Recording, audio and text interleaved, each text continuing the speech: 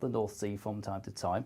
Not cloudy everywhere, but I think more cloud for many places what we'll see through the course of today. And again, the coasts of eastern Scotland and north east England could be quite grey and misty for much of the day. Now, temperatures down a notch on Thursday compared to what we'll see this afternoon, but still highs of 17 or 18 Celsius. Now, for the end of the week, we've got low pressure diving down towards the Bay of Biscay, being some very unsettled weather here. High pressure to the north of the UK, and the net effect of this is a brisk easterly flow. You can see the little bumps in the isobars here, always a sign that to the west of high ground, could see some quite gusty conditions. This will feed in areas of cloud, but some sunny spells for Thursday. More cloud, though, generally for Friday and Saturday. A few showers by this stage as well. And whilst west is generally best for temperatures, generally speaking, it's a bit cooler.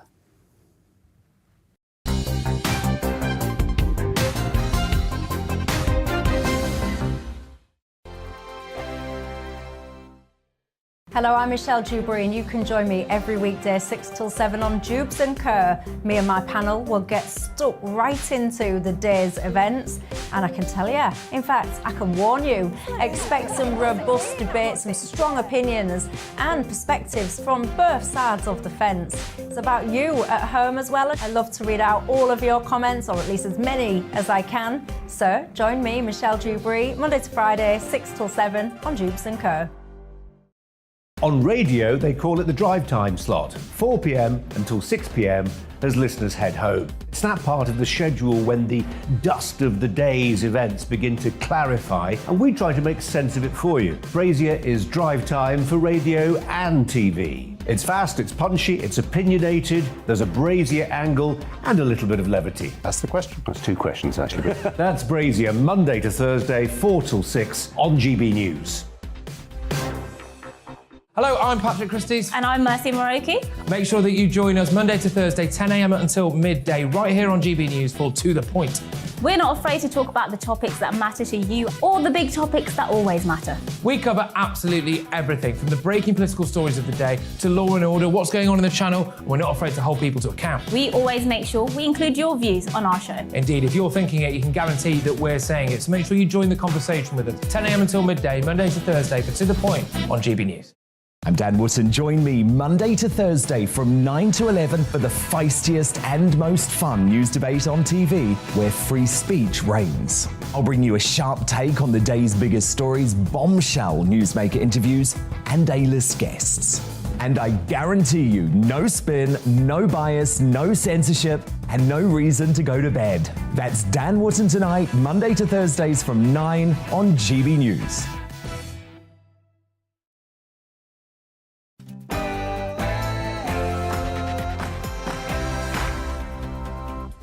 Yes, good morning, everybody. This is To The Point on GB News with me, Patrick Christie's, and Mercy Moroki on your TV, radio, and online. It's Wednesday, which can mean one thing and one thing only. This is your show. Yes, you've been messaging us all week to tell us what topics you want us to cover in this show, and we've delivered. We have indeed. We've got everything from an investigation into asylum seeker hotels to the legalisation of cannabis. Yes, and make sure you get in touch with any other views you have on anything we're talking about today. gbviews@gbnews.uk is the email. We'll get to those very shortly, but first, here's the latest headlines.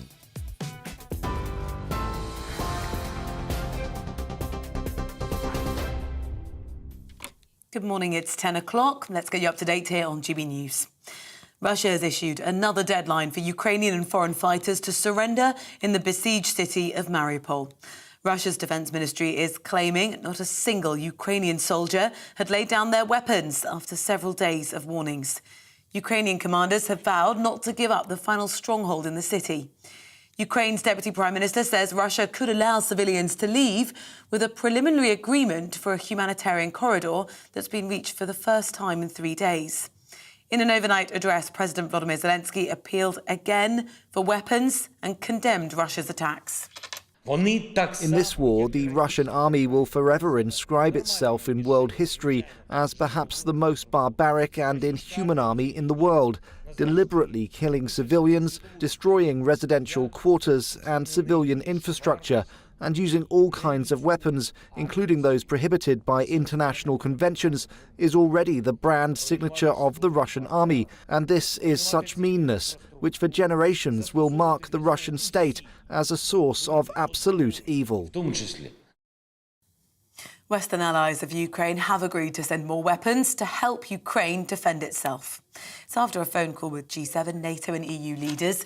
And the UK, Germany and Canada pledged to send heavy artillery support. Now, despite Russia's withdrawal from the north of the country, the UK's Ministry of Defence has warned there is still a risk of strikes against what they're calling priority targets throughout Ukraine. In some other news now, well, the Prime Minister won't be in Westminster tomorrow when MPs vote over whether to start an investigation into claims he misled Parliament over breaches of coronavirus laws. Boris Johnson will instead travel to India later today on a planned official visit. Last week, he was fined by police for breaking COVID rules at a birthday gathering in June of 2020. He has apologised, but insists he didn't know he was breaching the laws. Mr Johnson will face MPs in the Commons later today. We'll bring that to you here, though, on GB News. Prince Harry says the Queen was on great form, when he and his wife Meghan visited her in Windsor last week. Speaking to NBC News Today programme, the Duke of Sussex said he wanted to make sure Her Majesty was protected and that California feels more like home for now.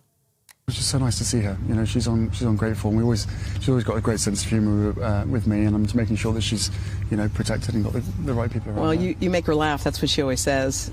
Did you do it again? Yes, I did. Both Meghan and I had tea with her, so it was really nice to catch up with her. And home for me now is for the time being, it's in the States. The full interview will air later today on NBC News Today programme. Now, Netflix has lost subscribers for the first time in over a decade. 200,000 subscribers left the streaming giant in the first quarter of this year.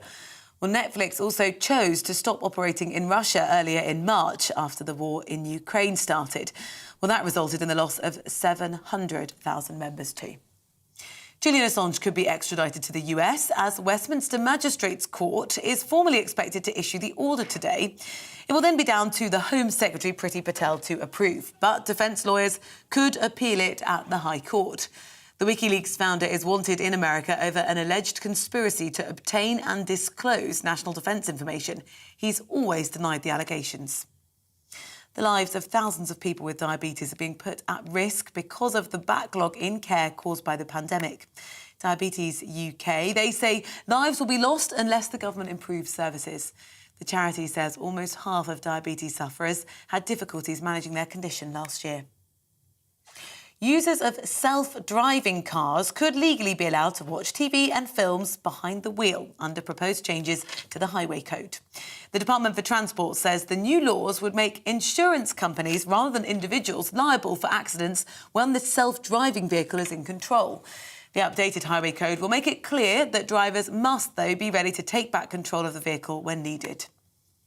You're up to date. I'll bring you more as it happens. Now, let's head to the point.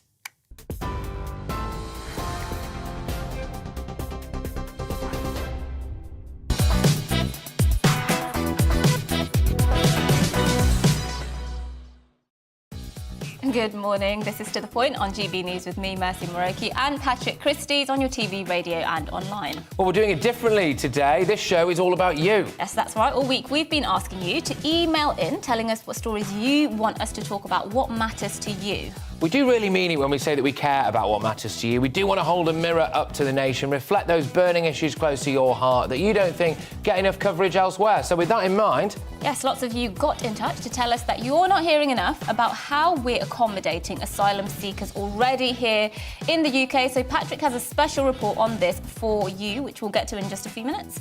Indeed, and as today is the 20th of April, known more commonly as 420, a date where cannabis smokers celebrate the drug, we'll be getting to the heart of the marijuana debate. Is it time the UK followed the likes of Canada, Mexico, South Africa and many of the US states and legalise it? We've got a poll on this as well. Yes, we have a poll going out on our Twitter right now asking you exactly that question. Is it time the UK legalise marijuana for recreational use? Get on our Twitter at GBNews and let us know what you think in that poll. Yes, we're also looking into exactly how Nicola Sturgeon's leadership in Scotland has affected the country, and also just to look at Scotland more widely, the kind of overall political scene there, of course. So we'll be asking you to get in touch as usual. GBViews at gbnews.uk, don't be shy.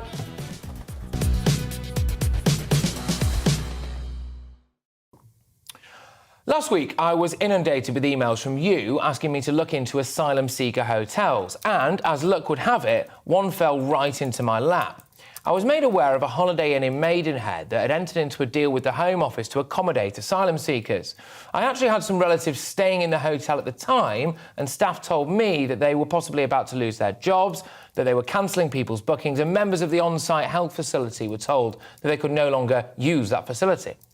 I contacted the local council, and to my amazement, it emerged that the Home Office hadn't actually informed them about this.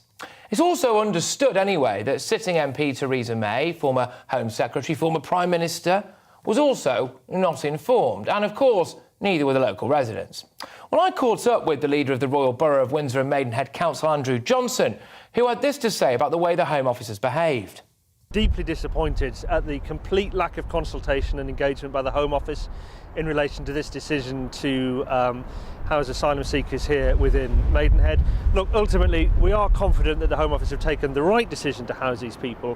What we are disappointed in is the lack of engagement, the lack of consultation, the lack of understanding in advance, because, look, let's be honest, we're all partners here working together in government for the benefit of all of our communities, and really just much needed clarity about the long-term future for these individuals, i.e. who's going to be picking up the long-term costs for their care, their employment, all of the rest of it. Is it going to be the local taxpayer? Is it going to be the national government? Look, my residents demand some answers. I'm demanding some answers. All I want is a bit of clarity from a Home Office. Run me through exactly how you found out about this. What was the process for you then? Effectively, we were told that the Home Office had block booked the hotel, that it would be taken over from a certain date, and that's all the notice effectively we were given. It all seems very much like the Home Office didn't want us to know in advance. There may be good reasons for that, of course, but residents, as I say, are demanding answers from us. They have deeply fair and, understandable questions that we can't provide the answers to. I also asked Councillor Johnson if he thought this was happening right across the country. I think it's fair to say that this is happening right across the country, particularly many local authorities probably don't even know, actually, until it happens. And you're absolutely right. I mean, look, the government needs to have a serious conversation with local communities, with local government. If it's going to do this, at least consult us, at least let us know, and at least give us a bit of certainty. And the concern is that a lot of potentially vulnerable people, women, children, mentally scarred individuals, as well as, frankly, young men, would be placed into the area. So I spoke to Councillor Stuart Carroll, who's a Cabinet Member for Adult Social Care, Children's Services, Health and Mental Health. Well, we certainly know that the pandemic itself has put huge pressure on local services. We have invested more money into adult social care and children's services. We're seeing more money go into the National Health Service, which is absolutely the right thing to do. We need to protect vulnerable people. But of course, when you have an increase to that cohort, that puts additional pressure.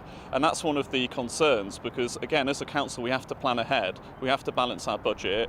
And it's vital that if the Home Office is going to take these decisions, which might be the right decisions and in the best interests of everyone, but we are involved in those decisions, but also that those decisions are funded. And so my big ask of the Home Office is we need them to start actually practicing the 4 C's. That's consultation, communication, cooperation and coordination. If we don't have that, it becomes very difficult to do this properly, and I'm sure other local authorities are facing the same problem. It's very clear to see that both Councillors Carroll and Johnson are doing the absolute best they can under very difficult circumstances. But I've stayed at that hotel before, actually, so I happen to know what that hotel looked like inside and what the rooms looked like. So there's a nice foyer. If you're listening on radio, then I'll just describe it to you. Rather nice bar area we can see there, very spacious, absolutely.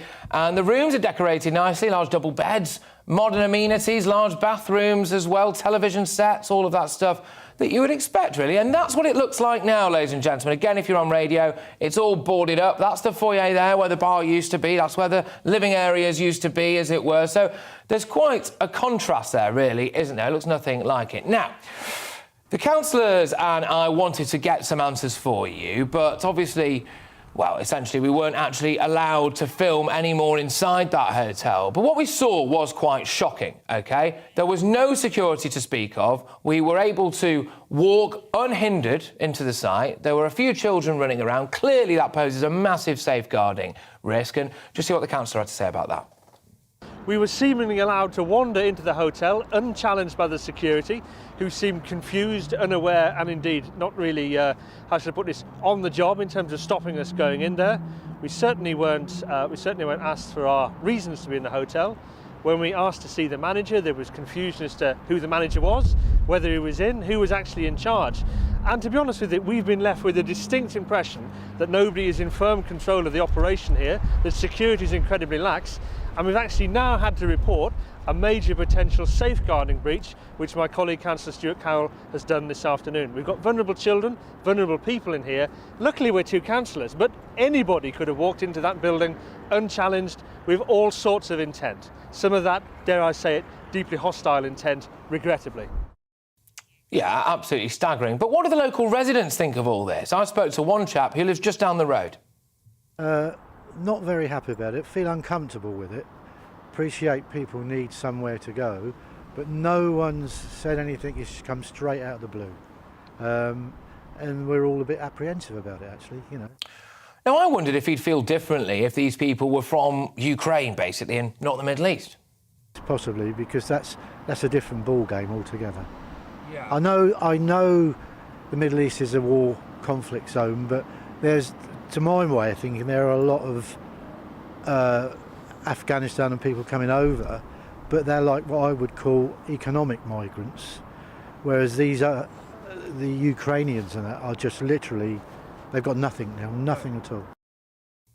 He also expressed concerns about the potential, anyway, for local resources being diverted away from vulnerable people already living in the area. I can sum it up in a few words. Charity begins at home, and that isn't happening at the moment. Well, there we go. I mean, it would seem then that the public and the local council are essentially being kept in the dark about all of this. So certainly were anyway. But I wanted answers as to how long the asylum seekers will actually be at the hotel. Check this out. So for this one, actually, our Holiday Inn Hotel Maidenhead remain closed for our guests up until 3rd of January 2023. So the 3rd of January 2023. Oh gosh! Well, do you know why that is? Do you know why that is at all? That's a shame, because I'd like to stay there, really. However, usually, if for this long dates, actually, usually we are renovating the hotel or going to refurbish the hotel for the guests. So it's a refurbishment, is it? Still closed. Yeah, either renovating or refurbish for our rooms. Okay. Yeah, I mean, it's not a refurbishment, is it? Now, I would have thought that the local MP would want to comment on this to reassure residents. Theresa May even came into this very building, another office though, but security whisked her away out of a secret exit when they found out that I wanted to chat to her. And her office refused to even provide me with a written statement. Patrick, I'm afraid that Mrs May isn't available to do an interview, so she's not available. Sorry, I can't be more of a help. OK, fine. So I just thought, look, this is unusual. I would have thought maybe at least I can have a written statement from Mrs May. The council's very upset. Many residents are incredibly angry, you know, and it would be unusual. In fact, it is highly unusual that a sitting MP will not make any comments on this whatsoever. In fact, it's weird, actually. Thanks, Patrick. I'm sorry not to be able to help further anymore. Any more queries on this, please go, as a matter as a constituent, please do go to her parliamentary office.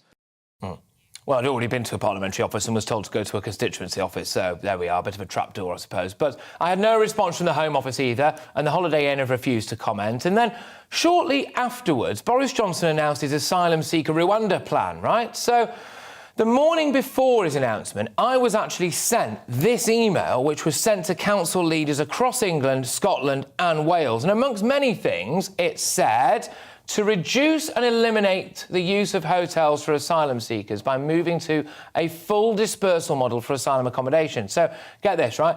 This will mean expanding our existing approach of using private rental sector housing to all local authority areas across England, Scotland and Wales, right? So they're going to use a lot of the private rental stock already in your area to house some of these asylum seekers. So I caught back up with Maidenhead Council leader Andrew Johnson to get his reaction to this. It's going to be a real challenge. I mean, it's fair to say that every council in England is already struggling with temporary accommodation. You know, we've got huge numbers of people coming forward presenting themselves as homeless, homelessness. Part of that is due to the pandemic. So we're having a real challenge in terms of finding accommodation. And now we're going to have an additional challenge of trying to outbid on price the Home Office, who are desperate to procure this accommodation to get people out of hotels. So there's going to be a bidding war between one part of the state and another part of the state, and I fear the only losers ultimately are going to be the taxpayer and actually those people that don't end up with somewhere decent and safe and secure to live. So, to summarise, ladies and gentlemen, regardless of whether the Rwanda idea is a good one, this is what's happening domestically. Any hotel, anywhere in the country, in your town, in your village, in your city, could be commandeered by the Home Office. It appears that they won't tell your local council or your local MP. It appears that local housing stock, already in short supply, will be used to accommodate them, which means that, potentially anyway, the most vulnerable people in every local authority will now find it more difficult to get housing.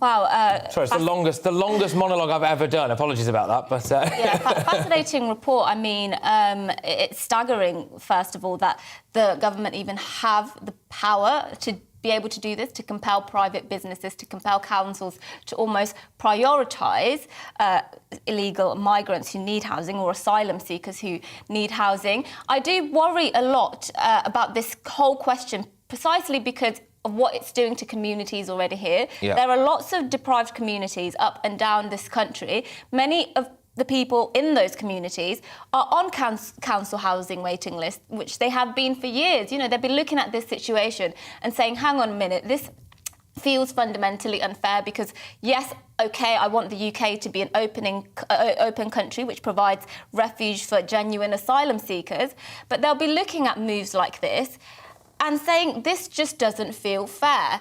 It doesn't feel fair that they seem to be getting priority. It doesn't seem fair that the government are finding money to house them in hotels, £5 million a day, I think it costs, whilst not finding money for some of the most vulnerable people in this country. So there is a fundamental sense of unfairness, and it's a shame that Theresa May, the MP for that constituency, has chosen not to comment. Exactly, and I would just like to stress very quickly, actually, my thanks to the councillors there at the Royal Borough of Windsor and Maidenhead, and also to emphasise again that they are really seriously concerned, not just for their local residents, but for the welfare of the asylum seekers and the people in these hotels, security issues around that, and being able to make sure that they can care for their needs. A lot of these people, you would imagine, well, are young, potentially would have mental health problems, depending on what it is, of course, that they've seen or been through, and they do care about those, as much as they care about the local residents as well. Yes, well, let us know what you think about all of that. You can get in touch on GBViews at gbnews.uk and give us your thoughts. But after the break, we're going to take a deep dive into the problems facing Scotland and what needs to be done there to help the country thrive. That's after this weather. Hello, good morning. I'm Stephen Keats with your latest Met Office forecast. The next few days offer a warmer day today, but then it will turn cloudy towards the end of this week as we pick up this brisk easterly wind and temperatures for some of us coming down a bit. But first thing this morning, though, we've got a fair amount of sunshine out there, particularly for parts of Scotland and Northern Ireland once the fog lifts. Elsewhere across England and Wales, variable amounts of clouds. It won't be sunny everywhere, but most places will see some sunshine at times through the day. Perhaps a cloud across parts of Wales and southwest England, thick enough in the afternoon for a few showers, but far less showers than what we saw through the course of yesterday. And for many of us, it will be a warmer day away from East Coast with that breeze coming in off the sea. Highs in the south this afternoon, probably 18, 19, perhaps 20 degrees. Now, any showers we do have during this evening will soon fade away. 1 or 2 for northwest Scotland for a time as well. And then into Thursday morning, I think a lot of dry, fine weather around. Again, some clear spells, but I think areas of cloud will occasionally ingress from the North Sea across parts of eastern England, parts of the coast of eastern Scotland and northeast England too.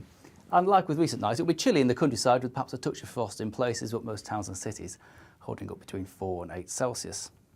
Then for tomorrow, then, it's a mostly dry picture across the country.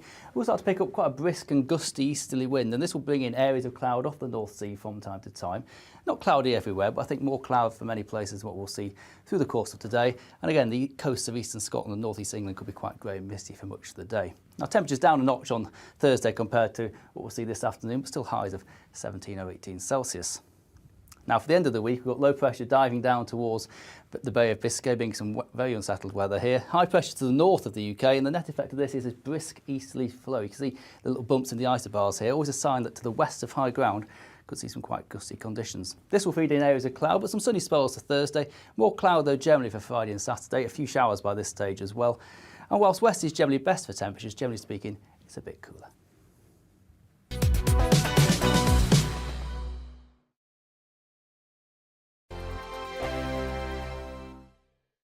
Hello, I'm Michelle Dewberry, and you can join me every weekday 6 till 7 on Jubes and Kerr. Me and my panel will get stuck right into the day's events, and I can tell you, in fact, I can warn you, expect some robust debates, some strong opinions and perspectives from both sides of the fence. It's about you at home as well. I love to read out all of your comments, or at least as many as I can. So join me, Michelle Dewberry, Monday to Friday, 6 till 7 on Jubes and Kerr. On radio, they call it the drive time slot, 4 p.m. until 6 p.m. as listeners head home. It's that part of the schedule when the dust of the day's events begin to clarify, and we try to make sense of it for you. Brazier is drive time for radio and TV. It's fast, it's punchy, it's opinionated, there's a Brazier angle and a little bit of levity. That's the question. That's two questions, actually. That's Brazier, Monday to Thursday, 4 till 6 on GB News. Hello, I'm Patrick Christie's. And I'm Mercy Moroki. Make sure that you join us Monday to Thursday, 10 a.m. until midday, right here on GB News for To The Point. We're not afraid to talk about the topics that matter to you or the big topics that always matter. We cover absolutely everything, from the breaking political stories of the day to law and order, what's going on in the channel. We're not afraid to hold people to account. We always make sure we include your views on our show. Indeed, if you're thinking it, you can guarantee that we're saying it. So make sure you join the conversation with us, 10 a.m. until midday, Monday to Thursday for To The Point on GB News. I'm Dan Wootton. Join me Monday to Thursday from 9 to 11 for the feistiest and most fun news debate on TV, where free speech reigns. I'll bring you a sharp take on the day's biggest stories, bombshell newsmaker interviews, and A-list guests. And I guarantee you, no spin, no bias, no censorship, and no reason to go to bed. That's Dan Wootton tonight, Monday to Thursdays from 9 on GB News.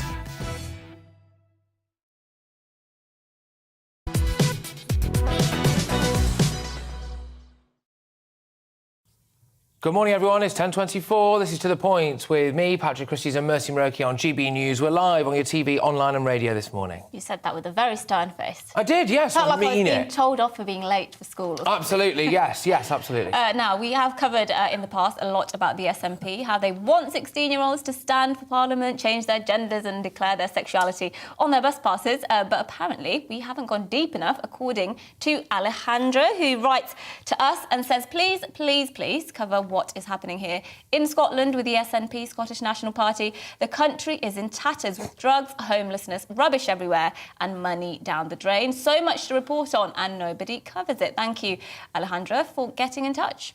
Well, obviously drugs are a major issue across the UK, but particularly in Scotland. And according to this graph of drug misuse deaths per million people, Scotland leads Europe with 3 times as many drug deaths than those in Norway, who is second in the table, and is leagues away from the rest of Europe as well. So 1,330 people died from drugs misuse in Scotland in 2020, the highest figure on record for its population, by just shy, of course, of 5.5 million. Yes, well, let's speak now to somebody who's very much on the ground, Morgan Carter, who's Vice Chair of Edinburgh University Conservatives.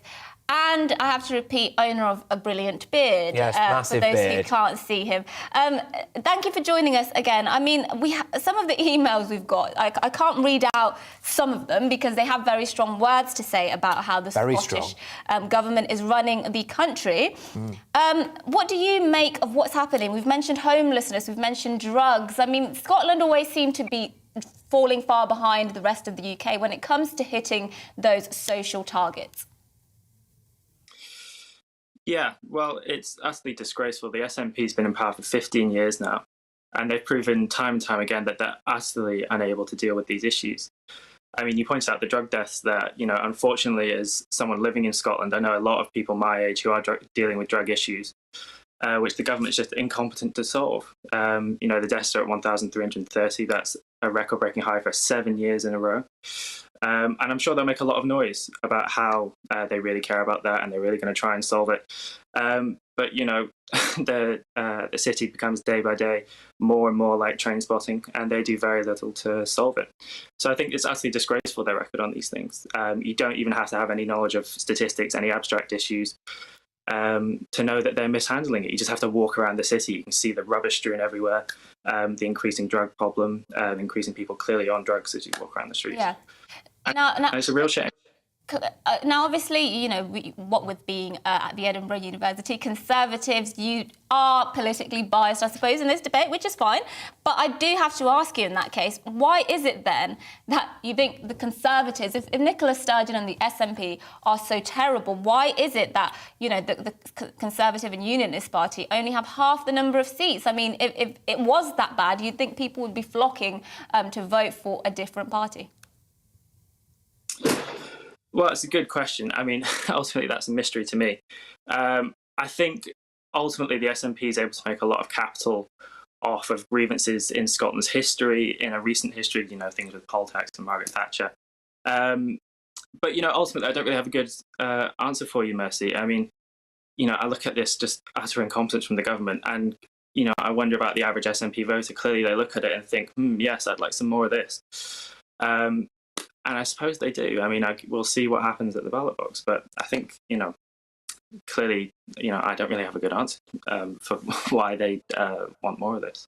No, that's fine. Morgan, stay with us. We're just going to bring in Tom Harwood now. Morgan, stay on the line, please. And Tom, we've had other emails in here. At least the SNP are actually standing up for Scotland rather than giving out PPE contracts to their mates. That's from Alistair in Stirling. And it does fascinate me, the political makeup in Scotland, because it seems fine to be nationalist north of the border, not fine to be nationalist south of it. What's that all about? Well, the SNP define their sort of Scottish nationalism as a form of civic nationalism, rather than the implication thereof that other forms are potentially ethnic nationalism. Yeah. And I think it is valid to make a distinction there. You do sometimes see the sort of ugly blood and soil nationalism in some parts of the world. And the SNP do go to great lengths to try and differentiate themselves from that, emphasising civic nationalism. However, potentially nationalism in some forms is coming back in vogue. We know just how much nationalism has helped the people of Ukraine, for example, a sort of positive, forward-thinking nationalism, a liberal nationalism of President Zelensky, and all that flag-waving is seen as being a very positive thing. Oddly, in England, similar sorts of flag-waving and undoubtedly liberal nationalism as well. Let's not forget that England is the most ethnically diverse country within the United Kingdom. That's seen slightly differently, potentially because of some of the past historical associations to some nationalist groups that were more ethno-nationalist. But yes, the SNP has been very determined to try and draw a distinction there between those two issues. Yeah, now, Morgan, thank you, Tom. Stay with us. Morgan, look, it's pretty obvious where I stand on various issues when it comes to things like, gender discussions in schools or trans discussions in schools and this, that and the other. But, this has been going on in Scotland now under the SNP. This kind of thing is clearly going on north of the border. Maybe I'm out of touch with the Scottish people. Maybe the Scottish people aren't bang in favour of that. You're on the ground. What do you think? I mean, I'm sure there are some people who are in favour of the SNP. I mean, clearly they do enjoy some success. But I think increasingly, actually, if you talk to people in Scotland, they are disgruntled with the SNP. I think increasingly it's obvious that not only that the SNP is only there to achieve independence, that they're not really there to care for people or to, implement policies for the people's benefit. And I think increasingly people are aware of that and they're increasingly disgruntled with it. And, they look at the ferry scandal at the moment. The SNP's shown that they're completely incapable of, putting this contract through, of handling it properly. It's going to cost $400 million. It's going to take until 2023, and so on and so forth. And I think people are increasingly waking up to that reality. Well, Morgan Carter, thank you so much for joining us to discuss that this morning, Vice Chair of Edinburgh University Conservatives. Tom, I just want to put this last question to you. Why does Nicola Sturgeon seem invincible? And why don't you have a beard like Morgan? Can you grow a beard is the question. Well, I mean, if people really want to scroll through my personal Instagram back to when I had a slight lockdown beard, that's quite OK. I think we do. We'll do that later, but carry on. But no, it is interesting. Nicola Sturgeon is still a very popular politician in Scotland. She didn't win a majority at the last Scottish parliamentary elections, but in fairness, in the electoral system to the Scottish Parliament, it's very hard to win a majority. No, the SNP has managed to unify a section of the public, those who believe in independence, in a way that opposition parties are fractured. If you're a unionist in Scotland, you could vote for the Scottish Conservatives, the largest party in the Scottish Parliament, or you could vote for, the largest opposition party, or you could vote for the second largest opposition party, the Scottish Labour Party. You could back the Scottish Lib Dems. That vote is more fractured than the independence vote that overwhelmingly goes to the SNP. So, to some extent, the way that the dynamics of that binary divide in Scotland play out benefit the SNP. Tom, thank you very, very much. Great to have you on the show there. Right, so we've rattled through a couple of your requests already. This is Wednesday, this is your show, so we've already done an investigation into asylum seeker hotels. We've been getting to the roots of what's been really going on in Scotland under Nicola Sturgeon. But after the break, today is, of course, the 20th of April, a countercultural movement that started in the 1970s where people gather together and smoke marijuana. So we're asking, is it time for the drug to be legalised in the UK? I was not allowed to test that theory live on air, apparently. The world's gone mad, but now it's this morning's news.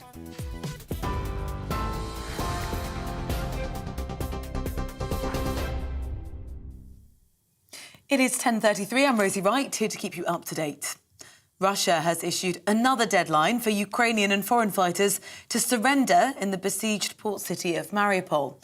Ukrainian commanders have vowed not to give up the final stronghold in the city. Ukraine's Deputy Prime Minister says Moscow could allow civilians to leave, with a preliminary agreement now in place for a humanitarian corridor today. In an overnight address, President Volodymyr Zelensky appealed again for weapons and condemned Russia's attacks. In this war, the Russian army will forever inscribe itself in world history as perhaps the most barbaric and inhuman army in the world, deliberately killing civilians, destroying residential quarters and civilian infrastructure, and using all kinds of weapons, including those prohibited by international conventions, is already the brand signature of the Russian army. And this is such meanness, which for generations will mark the Russian state as a source of absolute evil. The Prime Minister won't be in Westminster when MPs vote over whether to start an investigation into claims he misled Parliament. Boris Johnson's expected to travel to India later today on an official visit. MPs will vote tomorrow after the Prime Minister was fined by police for breaching COVID rules at a birthday in June of 2020. Now, Boris Johnson has apologised but insists he didn't know he was breaking any rules.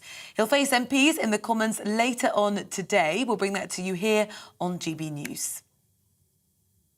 Prince Harry says the Queen was on great form when he and his wife Meghan visited her in Windsor last week. Speaking to the American broadcaster NBC Today, the Duke of Sussex said he wanted to make sure Her Majesty was protected and that California feels more like home now. Netflix has lost subscribers for the first time in over a decade. 200,000 subscribers left the streaming giant in the first quarter of this year. Netflix also chose to stop operating in Russia earlier in March after they started the war in Ukraine. Well, that resulted in the loss of 700,000 subscribers. You're up to date. We're on your TV, online and DAB+ radio. Shortly, we'll be back to the point.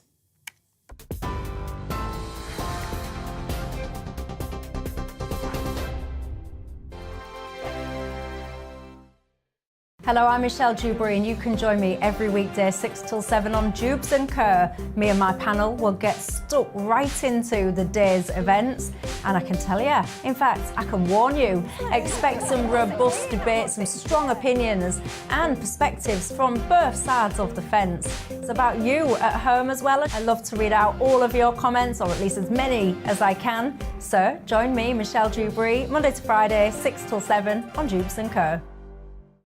On radio, they call it the drive time slot, 4 p.m. until 6 p.m. as listeners head home. It's that part of the schedule when the dust of the day's events begin to clarify, and we try to make sense of it for you. Brazier is drive time for radio and TV. It's fast, it's punchy, it's opinionated, there's a Brazier angle and a little bit of levity. That's the question. That's two questions, actually. That's Brazier, Monday to Thursday, 4 till 6 on GB News. Hello, I'm Patrick Christie's. And I'm Mercy Moroki. Make sure that you join us Monday to Thursday, 10 a.m. until midday, right here on GB News for To The Point. We're not afraid to talk about the topics that matter to you or the big topics that always matter. We cover absolutely everything, from the breaking political stories of the day to law and order, what's going on in the channel. We're not afraid to hold people to account. We always make sure we include your views on our show. Indeed, if you're thinking it, you can guarantee that we're saying it. So make sure you join the conversation with us, 10 a.m. until midday, Monday to Thursday for To The Point on GB News. I'm Dan Wootton. Join me Monday to Thursday from 9 to 11 for the feistiest and most fun news debate on TV, where free speech reigns. I'll bring you a sharp take on the day's biggest stories, bombshell newsmaker interviews, and A-list guests. And I guarantee you, no spin, no bias, no censorship, and no reason to go to bed. That's Dan Wootton tonight, Monday to Thursdays from 9 on GB News.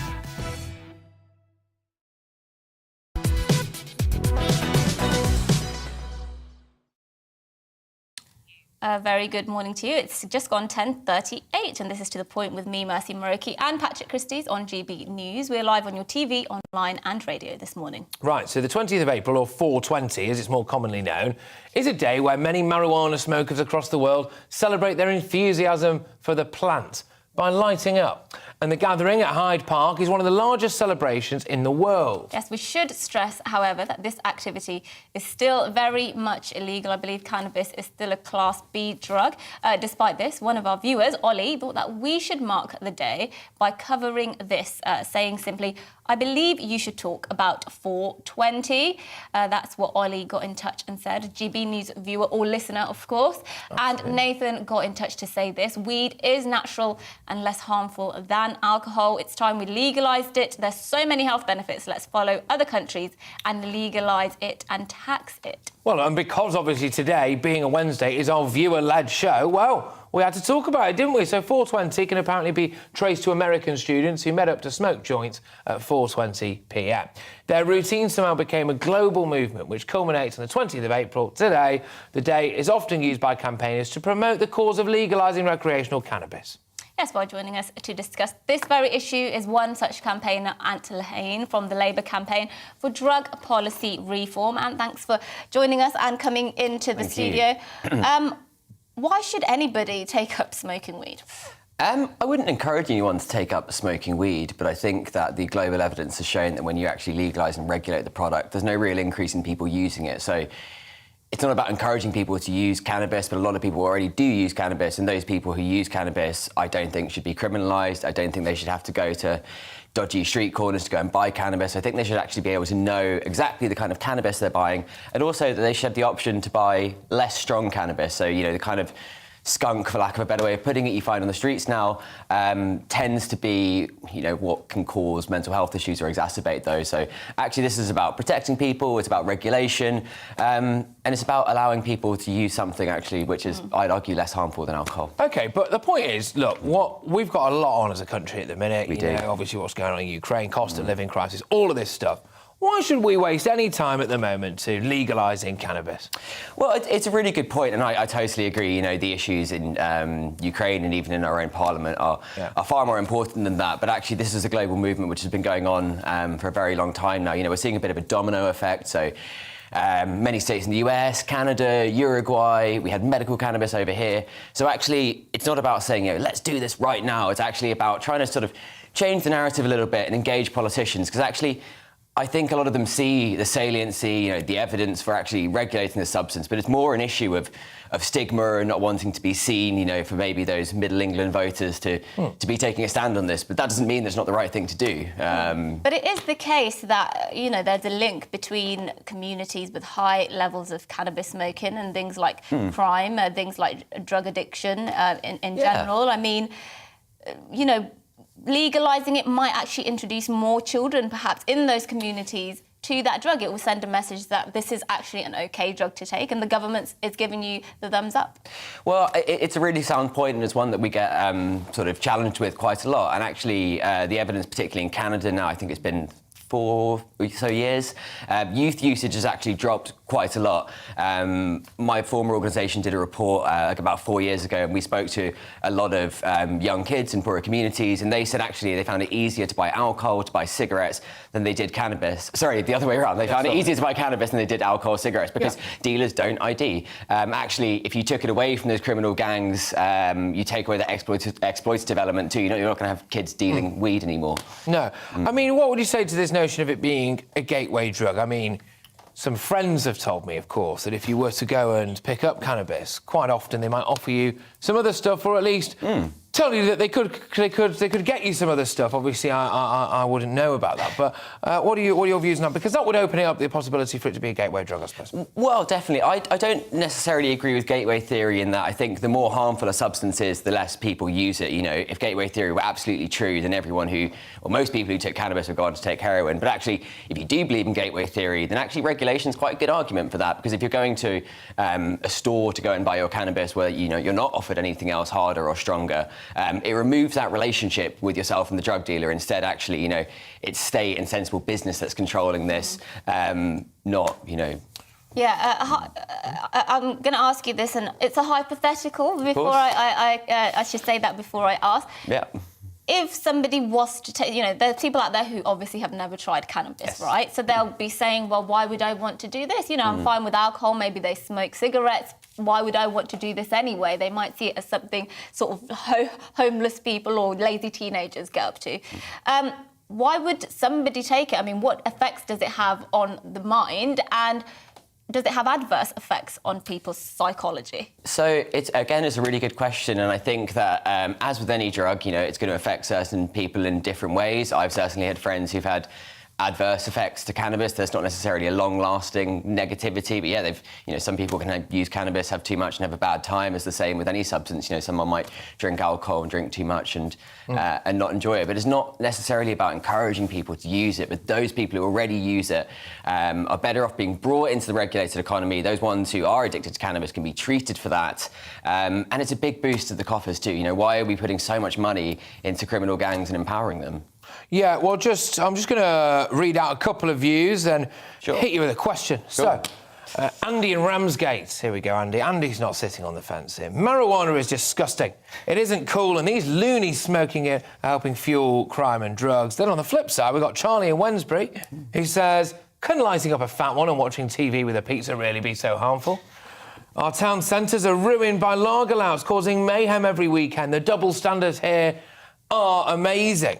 So that's a range of views there. But you mentioned something about tax. Yes. And this is something that I need to understand better. Yes. How could we tax cannabis, and do you have any figures at all on how much money we could raise? Because, you know what, I dare say, when people are seeing that when the winter hits, right, and they can't afford their fuel bills, maybe they'll start thinking, hang on a minute, maybe we could tax the green stuff. Well, definitely. It's actually the argument when we've done some polling that the public found most compelling. So this is London-specific data, but 7 in 10 found the frame for taking it away from criminal gangs and putting it into the regulated economy very, very compelling. In terms of how much exactly you can make, there was some data by the Institute of Economic Affairs in 2019, I think, which found that it could bring in £3 billion into the regulated economy. 1 billion of that could be taxable revenue. And you could tax it in a similar way to alcohol, the producers produce it for a certain price, the government then comes and puts whatever that is, 20-30% on top of that. Obviously, you have to challenge the illicit market, so you need to make it a sensible price. But, yeah, the numbers are not to be... street dealers wouldn't just undercut that, you don't think? Well, if you tax it in the right way, you need to find a bit of a happy medium. So in Canada, I think they eradicated 50% of the black market in 1 year. And, the Peter Hitchens of the world were saying, the black market's still striving. But actually... any policy, if you eradicate 50% of the illicit market, that's pretty big in 12 months, I'd say. No, it's not bad. Or maybe they just went further underground and weren't able to be traced, which is why they look like they disappeared. I'm not convinced by many of these arguments, but I'll put to you a view by Brett here, who's got in touch, and he says, "Hi there, I'm a disabled person who's been using cannabis under GP instructions since 2011, and I believe it should be legalised. I can no longer use ibuprofen because it's damaged my internal digestive system, and cannabis works like a miracle on my arthritic pains, as well as a substitute for anti-inflammatories." So, you know, I accept the argument that there are genuine medicinal benefits. Yes. But shouldn't we stop at that? Because that's actually, you know, shouldn't we stop at medical instead of recreational? Because it is taking a bit of a risk, isn't it, to legalise or decriminalise cannabis? Whereas with the medical benefits, you have scientists who can prove and patients who can say, this has reduced my pain, this has helped me massively. We're taking a risk when we decriminalise it for recreational use. I'd argue, I mean, obviously there's an element of risk involved. We never know how a country's going to react to something, but it's not, you know, new territory. It's been done in various other parts of the world, quite similar cultures to our own, many states in the US. And on the medical point, I think absolutely, you know, if someone says that cannabis is helping them medicinally, then we should actually listen to those people. But the issue is that you need to do lots and lots of very expensive data and testing to be able to provide this as a medical product. So anecdotally, someone might, you know, think cannabis is fantastic for their chronic pain or arthritis, but they won't be able to get it on prescription because it's not necessarily scientifically realised for that condition. So that's why I think there's an argument for widening legal access. Okay. And look, thank you very much. Thank you for coming into the studio. Good luck to you as well, and enjoy the rest of your day. I will do. Thank you so much for having me on. Absolutely. And the Labour campaign for drug policy reform. Real split on this issue. Shani, I think I've pronounced that right here, has just said she maybe thinks marijuana is the trigger for schizophrenia, but then on the complete other side, somebody else has said, Lorraine has said her son has found it's really helped with his mental health issues. So, again, real split in the British public about, one, whether it should be decriminalised, and actually, secondly, the benefits of the actual drug. No, indeed. And just to return to some of the views of the story that we did right at the start, I did a bit of an investigation into asylum seeker hotels, specifically one around the Maidenhead area. Q, mass frenzy in the inbox, GBViews at gbnews.uk. People have been getting in touch left, right and centre with the names of hotels in their areas that they believe have been commandeered, shall we say, by the Home Office for asylum seekers. And it does appear to be right across the country. A lot of you saying that this is wrong, and also saying that actually they feel like the MP in the Maidenhead area, for example, Theresa May, probably should have commented on that particular issue because they haven't as well. They said what really beggars belief is that a lot of these people may have turned up illegally and are now going to be absorbed into society. Yeah, I think the irony there is that Theresa May, of course, condemned Priti Patel's plan to send migrants to Rwanda, asylum seekers to Rwanda. She stood up in Parliament yesterday, I think it was, and she condemned the government for putting forward that plan. And it does seem ironic that she wouldn't welcome such a plan if things like this are going on in her constituency, where they're having to sort of refurbish and kit out hotels to accommodate these people, even having to consider forcing social and private landlords to take in these people. Well, those are exactly the sorts of members of Parliament who should be saying, actually, we can perhaps make this Rwanda plan workable by shifting the burden from local authorities and processing asylum seekers in a third country. But I also think there's just an element of overall rudeness about all of this. So if you as a Home Office are going to have a plan that involves using large-scale hotel sites in often not that larger area, the Maidenhead area is not massive, for example. That was, I believe, the largest hotel in the Maidenhead area. Do you not want to do the common courtesy of maybe telling the local council, maybe telling the local MP, or telling the local residents? Because it does look, I mean, I hate to say this, I'm not saying it is, but it looks a bit dodgy, doesn't it, when you're not doing that, because it looks like you're deliberately not telling people, because you are deliberately not telling people. So why is that? And I find that quite astonishing. Got time for another email here. Now, they didn't want their name read out in this one. Says, Yes, this is about an area they claim anyway that has been housing asylum seekers in one of these hotels for at least a year. The occupants of the hotel are all young men, they say, not one child or woman, and they say that there have been some problems with them turning up in various different areas around the area, including at local schools, and the police now have to patrol the area even more. Neither the local council nor our local MP wants to know. And of course, that's from an anonymous claim there. But there's a lot of this going around in the inbox. We'll have to take that at face value. And yeah, I think this is a major problem for people, which is what happens if we don't know a lot of who these people are. We don't always know exactly where they've come from. We don't know, well, maybe they've got complex issues, for example. What happens there then, you know? And what happens to the children? You mentioned in your report earlier that some of the children seem to be free to sort of run around the hotel, and that does pose a massive safeguarding issue. That poses massive safeguarding risks for those children. I mean, are they going to school? We just don't know what kind of care they're getting, and I'm sure they need a lot of care given the trauma they've already experienced in their young lives. I'm sure they do. Now, this is Wednesday. It's your viewer-led show. This is your show, and we've got loads coming your way shortly. We're going to be talking about how gettable our MPs are. It's all gone very quiet about Barry Gardiner, hasn't it? We're also going to be talking to the first person in the UK found to have this very sinister spyware software put on his phone. This implies as well how gettable people are, important people in this country, to actually... Yes. Those foreign spies. The Chinese lockdown as well, their ridiculous zero-COVID strategy. We'll be getting stuck into all of that. And we'll also have someone as well who we think might be able to save Boris Johnson's reputation, a reputational manager. So there, we've got loads. And these are all your ideas, of course they are. Yes, indeed. But we are just going to speak about one last thing, which has been quite pertinent over the last couple of years, what with the pandemic being on. Many of you have raised issues with the problems going on at the Driver and Vehicle Licensing Agency, better known as DVLA, and have asked us to cover the ongoing delays people up and down the country are experiencing. Well, Jeff wrote in to say, could you discuss DVLA delays? Something needs to be sorted as this is affecting my life in a big way. Someone in government needs to sort this out and get people back into work as it's affecting people's lives and the system has broken down. Yes, well, let's speak to our next guest, John Speller, Transport Minister, former Transport Minister, of course, and Labour MP for Worley.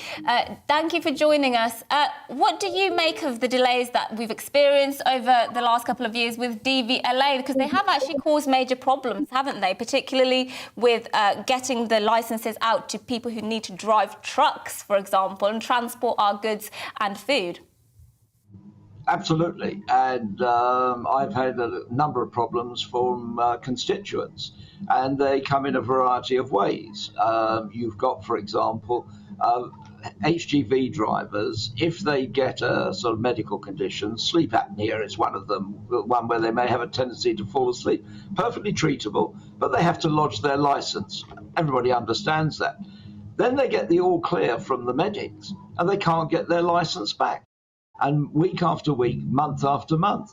Then people who've been training, pass their training test, again can't get their license. And this is at a time when we're being told, quite rightly, of a shortage of drivers and government extending hours and everything else, but they won't actually get a grip of the Vehicle Licensing Agency in Swansea and get stuff moving through. And of course, there's other problems with those who are wanting an ordinary car licence, where they're going to need a car for getting to work and being able to take up a job.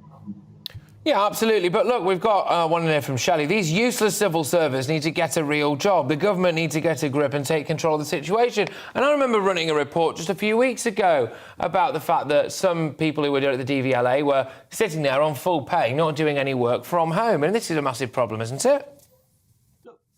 We've had the pandemic now for 2 years. The management there should have got this sorted out. They're saying, well, for security reasons, they can't allow the people at home to, in order to be able to do their job and access it. They need to manage this properly. And it really breaks my heart, actually, because when I was the Transport Minister, I was really proud to have the DVLA in my portfolio. They really worked efficiently all the time. They were improving their systems. It was a good department to have. And they and the computer company really worked well together. It was an example of a project that had gone well. and printing out the driving licenses as well. So something has gone seriously wrong, and they seem incapable of responding to a change. Now, I understand in the first few weeks or months that there might be a difficulty, but 2 years on, why have they not got this sorted out? And frankly, why hasn't Grant Shapps been down there, got the management together and knocked heads together? Yeah, well, absolutely, but the DVLA finds it very easy to dish out fines, 15,000 in Lincolnshire alone in the last year. They can come out with a handout, but they can't dish out a driving licence or anything like that. Well, DVLA don't dish out the fines. What happens is it will be local councils or the police who will do that, and of course they do that through automatic access to the computer. Whether some of these parking companies should have such ready access and whether they should monitor that more effectively is another issue, and I'm hoping the government will actually get proper guidelines out on that to stop some of the... Yeah, finally, what would be your advice? Because we've had somebody here like Jeff saying he's been waiting since before Christmas because he needs to get his licence because of a medical condition that needs looking at. Somebody here saying they've been waiting 2 months for their renewed provisional licence, Sam there. What do you advise people to do? Because it could be a case that where people are actually breaking the law, or they might not be able to produce a licence if the police stop them and won't be able to produce it within the given time frame, and then they might get into trouble. I mean, what would you advise people to do in that case? Well, quite bluntly, lobby your MP and get them to be banging on the doors and kicking down the doors of the Transport Department. The Transport Ministers should really get a grip of this, even, go down there for a week or more and actually force the management down there to make this work.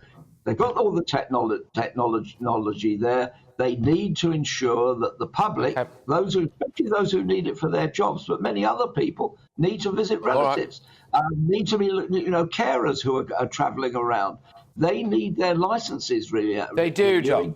They do absolutely. And I'm sorry to cut you off. We're going to have to move it on. John, thank you very much. We're great to have you on the show. Former Transport Minister and Labour MP for Worley, John Speller. Right, OK, loads still to come here, ladies and gentlemen. Keep all your thoughts coming into us. GBViews at gbnews.uk. We'll be back with more of today's stories. Your stories, the ones you wanted us to talk about, just after this break.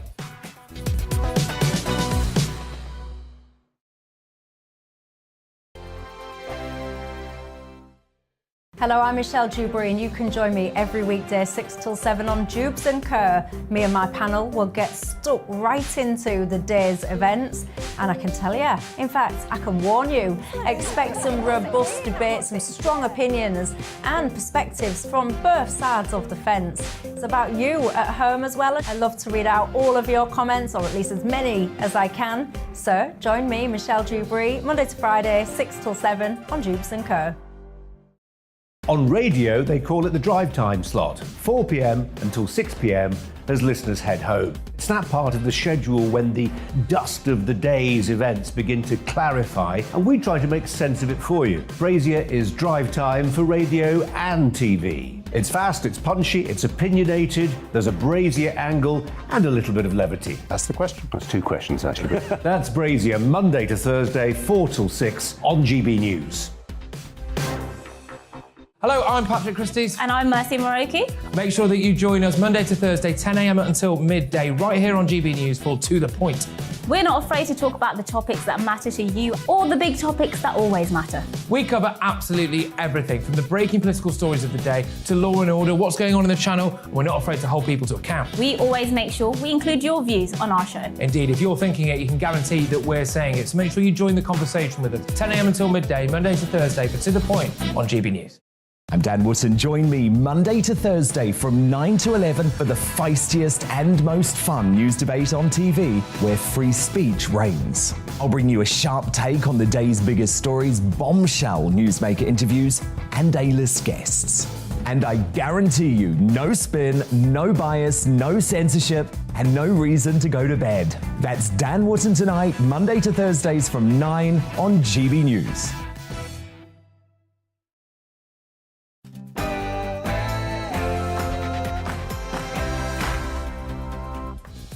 Good morning. This is To The Point on GB News with me, Mercy Moreki, and Patrick Christie's on your TV, radio and online. And today is Wednesday, which means the entire show is dedicated entirely to what you at home have asked us to talk about. Absolutely, that's right. We've already spoken about migrant hotels, decriminalising marijuana, DVLA delays, and we've got much more coming up, including how gettable are our MPs when it comes to spy infiltration. Where's Barry Gardner? Anyway, right, OK, GBNews at gbnews.uk. Keep them coming in. Yes, we'll be back with more of the top stories after this short break.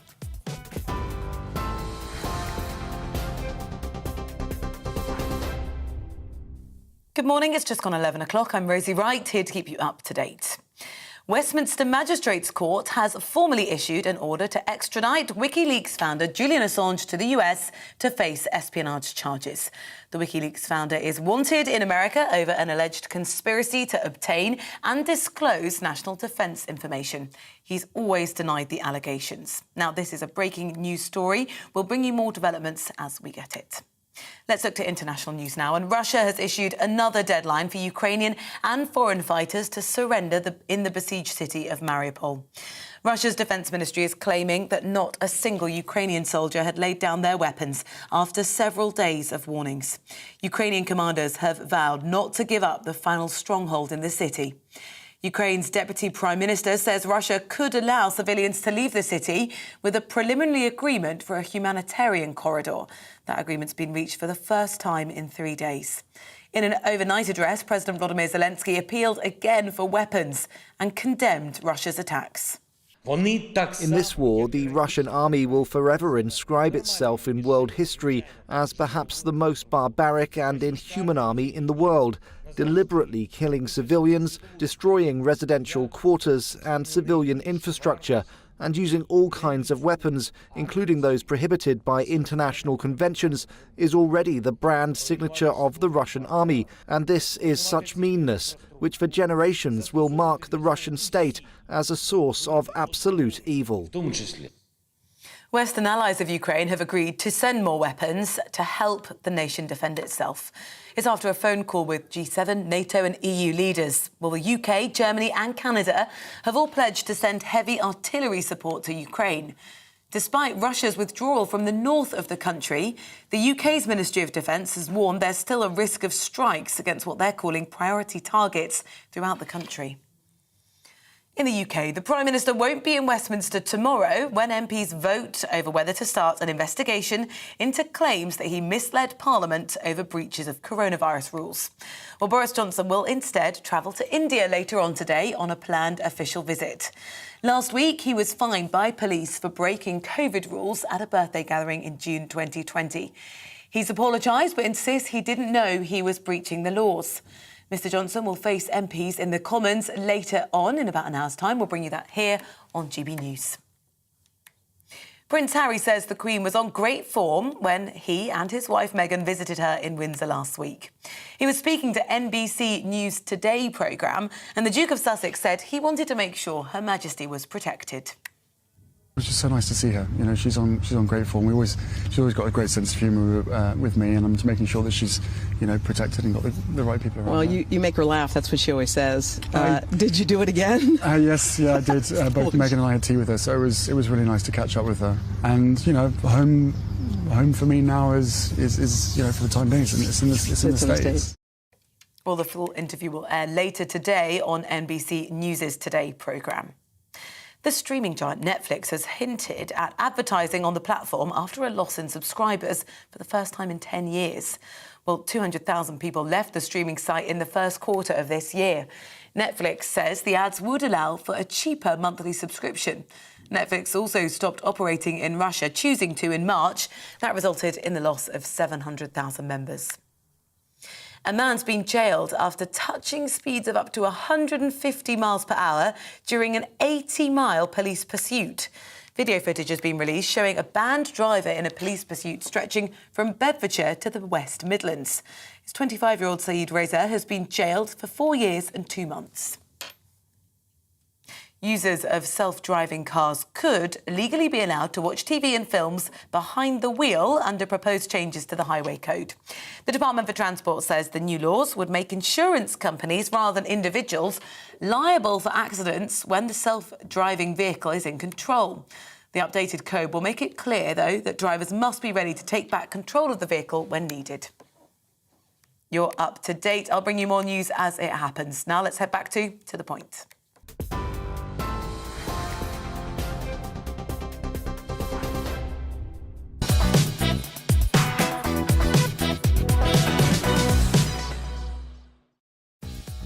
Yes, well, good morning. This is To The Point on GB News with me, Patrick Christie's, and Mercy Muroki on your TV, radio and online. Yes, if you're only just joining us now, where have you been? We've been doing it differently today. This show is all about you. That's right. All week we've been asking you to email in, telling us the stories that really matter to you, what you want us to talk about. Yes, we really do mean it when we say we want to talk about what does matter to you at home. We're not like the other news channels. We're Britain's news channel, and we wouldn't want to do it without you and your views. So with that in mind? Yeah, so lots of you got in touch to express concerns about foreign influence in our political system, and particularly how easy it might be for foreign powers to influence our MPs. We'll be talking to a former intelligence officer and a human rights lawyer on that very shortly. Yes, and as we've seen in international news, Shanghai has been subjected to another very strict lockdown in a bid to control the coronavirus. We'll be talking about how COVID-19 has impacted civil liberties in China under the CCP. I mean, it's been shocking, the footage coming out there. Absolutely nuts. Anyway,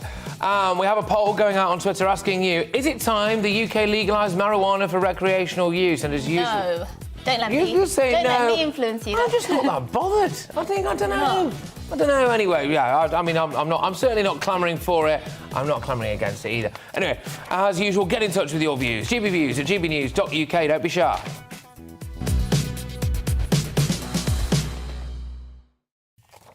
Now, a lot of you have been concerned about the susceptibility of our members of Parliament to being influenced by hostile foreign powers. It's emerged that Prime Minister Boris Johnson was told his Downing Street office had been targeted with suspected infections using a Pegasus, a hacking software that can transform a mobile phone into a listening device. Absolutely, of course. And one of our viewers, Lou, noted how Labour MP Barry Gardner had previously accepted a large donation from a woman who turned out to be a Chinese government agent. So Lou wrote, the story I'd like the programme to delve deeper into is foreign influence on our MPs. It would be great if your programme shined a brighter light on this issue. Well, there we go, because joining us now is David Haig, a human rights lawyer and international crisis and media manager. Later on, hopefully, we're going to be talking about Philip Ingram as well. He's a military intelligence officer. But David's had a really, really fascinating backstory. He's going to tell us a bit about that. Also, former managing director of Leeds United Football Club, chairman as well, I believe, as well. So he's done it all. But you were also the first person in the UK, David, weren't you, I believe, to at least have it discovered that you had a Pegasus device on your phone. Just tell our viewers, tell our listeners all about that, please. Well, yeah, it's not exactly a title that you would want. The first British person to have it, a spyware, military-grade spyware discovered on their phone. Essentially last year there was a international collaboration of journalists and human rights organisations like Amnesty International and Citizen Lab, who had basically investigated the abuse of military-grade spyware called Pegasus and its infiltration on phones of people around the world. And I'd been asked to give phones that I had been using to Amnesty International, and they checked them for this spyware, and they found the spyware on them. That was last year. I was the first at the time British person to have it confirmed on their phone. Usually it's self-delete, so the person that puts it on, the country puts it on, takes what they want, do what they want with it, and then self-deletes it. Now, since then, there's been many more. But at the time, the interesting thing at the time, as you said, I'm a human rights lawyer, and at the time, I was assisting the daughter of the ruler of Dubai, a lady called Princess Latifa, in her effectively escape from her father, as well as the ruler of Dubai's then ex-wife, who was pursuing custody cases in the High Court in England. So I was involved in very high-profile court cases, and that's when I was effectively infected. It's believed, obviously, by the UAE with this spyware. Right, OK, and what can that spyware do, bearing in mind that it was found in and around the number 10 area? Well, it's very chilling, and it really is when you think about the capability of it. So most people think if something's hacked, it goes slow. They would see something strange on their phone. This isn't the case at all. If a government or the person using this software has your telephone number, you get a missed call, a missed WhatsApp call, a missed Apple call, then that's it. Your phone is infected. They have access to your location. They have access to everything on your phone, your bank accounts, your emails. They can turn the camera on and off. They can listen to everything. They have everything. And that obviously, for any individual, is chilling. But for our Prime Minister, our Foreign Office, our MPs, to know that effectively foreign powers can effectively control their lives and have full access to everything and the government is very, very concerning. And how easy would it be then to hack a very prominent person's phone in politics? Because it does seem like an incredibly useful tool for hostile powers to be able to use if they want to target, the cybersecurity of the country, if they want to get information that is obviously classified. That's a very scary prospect, especially at the moment when we're seeing Russia, of course, being very hostile to the rest of the West. Well, absolutely. Now, the company that produced this software is called NSO. It's an Israeli company. And they said that they license the software only to governments, and it's only to be used for the likes of terrorists, against terrorists. Now, evidently, I'm not a terrorist, and obviously neither is Boris. And it's also been used to target journalists and other human rights and other lawyers and advocates around the world. So it's very, very easy. If they have your phone number, they can put it on there. Now, this company then said that they check the background of the countries that they license it to very clearly. However, when you look at the people that it's been licensed to, the likes of the UAE, Saudi, etc., it's effectively human rights abusers. And that's what they've done. They've used it to abuse human rights and effectively abuse democracy.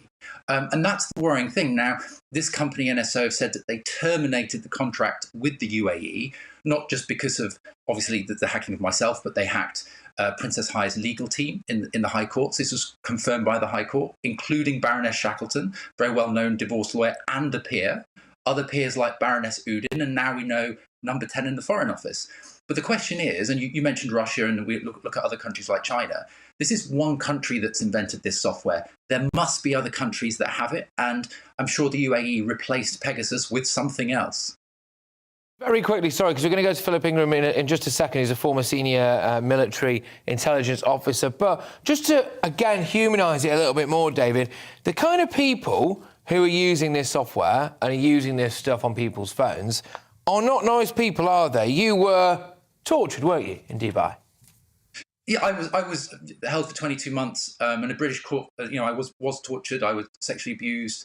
And effectively set up, and that's been found by an English court. But it's if you look at, again, it was used by the UAE against, in a personal matter, to intimidate and abuse the former wife of the ruler, to intimidate, abuse, and effectively kidnap daughters of the ruler. And these are things that have been found by the High Court. They're not things that I'm just saying. So these are used by tyrants and dictators against innocent people around the world, and now our politicians and journalists. So, to put it from a personal, I think if any of your, listeners and viewers imagine having, being told that effectively a country and an evil dictator, not wanting to, belittle it, has access to your whole life. Every single picture you've ever taken, every single phone call, every single email, they can see your bank records. They know where you are at any particular point. And that is really, really chilling. And the more chilling thing is that this all happened in 2020. We're now 2 years later, and all that is happening is that we're finding more and more people and more senior people that this has happened to, but nothing has been done in the UK. There's no investigations, there's no inquiries. We see the USA banning this software, blacklisting the company. We see the EU doing the same. In Britain, we've done nothing. In fact, we sent Prince William to the UAE a couple of months ago. There you go. And I mean, the mind boggles. But David, thank you so much. Just stay on the line for us. That was David Haig there, of course. We may well end up nipping back to you after what we've heard from Philip Ingram as well, former senior military intelligence officer. Philip, thank you for joining us. And I suppose the implication is here, if they can put this kind of software on your phone and you are a very high-up top politician, they can see every phone call, every picture, anything incriminating whatsoever, they can get you, can't they? And they can have you in their pocket. How likely is that? Oh, it's very easy indeed. You know, the intelligence machinery of different countries across the world have got the abilities to put exploits on. Most people will happily download apps onto their phones and other mobile devices, and when the terms and conditions come up, they just check to say, I have read these terms and conditions, and they don't actually understand what they're giving access to on the phones. And it's, you know, governments are doing it. Governments are using different methodologies to get their access to phones out. And even if you do things like try and switch your phone off as you're going into different places, or other stuff, they can turn it on. You don't know it's on. They can turn the microphone on. They can turn the video on, and you don't know it's there. People have to assume that anything you put on one of these devices, someone else can listen into. No matter what you try and put into place from a legal perspective, the laws in this country will be different to the laws in any other country. If you travel, this is compromised. Absolutely, but just to move it on slightly from the software, because actually, hey, we were asked a question about the Right Honourable Barry Gardiner. Now, it's not just potentially with software that people can get at you, is it? I mean, of course, Barry is above reproach, and we need to make that incredibly clear. But, you know, there was essentially a lady who was a Chinese spy who'd been giving donations to Mr. Gardiner. His son, I believe, worked in his office as well. Is this another way they can get at you? How easy is it to get at or an MP or a member of the shadow cabinet, a member of the cabinet, if you're that way inclined, like this particular Chinese spy? Yeah. Espionage is the second oldest profession. We could debate what the oldest is, but probably not on air. And you have to recognise whether it's an electronic device. That electronic device is a connection between two different people. You've got people in there. So people have been hacked, in inverted commas, and compromised for thousands of years. And most of them don't know, the best agents that you get either don't know that they've been compromised, and they're providing you stuff and they think it's perfectly legitimate, or they have been turned. And you know, from my perspective, I would find it much easier to turn an individual than to get into the electronic side of things. But then, you know, I'm a little bit too old and grey to understand all the electronics and how that works.